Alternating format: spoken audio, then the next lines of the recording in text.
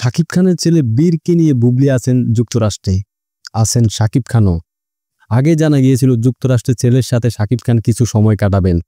গত রবিবার সন্ধ্যা ৬টার সময় বুবলি তার ভেরিফাইড ফেসবুক পেজে শাকিবের সাথে তাদের ঘোরাঘুরি ও সময় কাটানোর বেশ কিছু ছবি প্রকাশ করেন। এসব ছবিতে শাকিব খান ও বুবলিকে অন্তরঙ্গ সময় কাটাতে দেখা যায়। এ নিয়ে সামাজিক যোগাযোগ মাধ্যমে বেশ আলোচনা শুরু হয়েছে। বিশেষ করে বুবলি ও অপু বিশ্বাসের মধ্যে ভার্চুয়াল জগতে সবসময় যে পরস্পর বিরোধী মন্তব্য ঝগড়া লেগে থাকে, বুবলির এসব ছবি পোস্ট করা আগুনে ঘি ঢেলে দেওয়ার মতো বলে মন্তব্য করেছেন অনেকেই।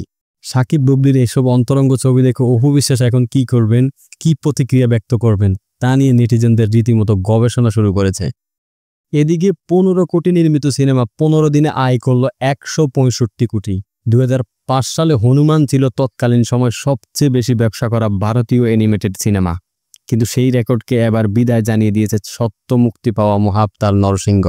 একের পর এক রেকর্ড ভেঙে বক্স অফিসে ঝড় তুলে চলছে ভারতীয় অ্যানিমেটেড এই সিনেমাটি। ইতিমধ্যে সিনেমাটি নির্মাণ খরচের চেয়ে বহুগুণ বেশি আয় করছে বলে খবর পাওয়া গেছে। সাম্প্রতিক সময়ে ভারতে মুক্তিপ্রাপ্ত সবচেয়ে বেশি আয় করা অ্যানিমেটেড সিনেমার মধ্যে একটি মহাবতার নরসিংহ। প্রথম সপ্তাহে ৪৪.৭৫ কোটি রুপি আয় করে। দ্বিতীয় সপ্তাহে এর আয় বেড়ে ৭৩.৪ কোটি রুপি ছাড়িয়েছে। এর ফলে মোট আয় দাঁড়ায় ১৪৫.১৫ কোটি রুপিতে।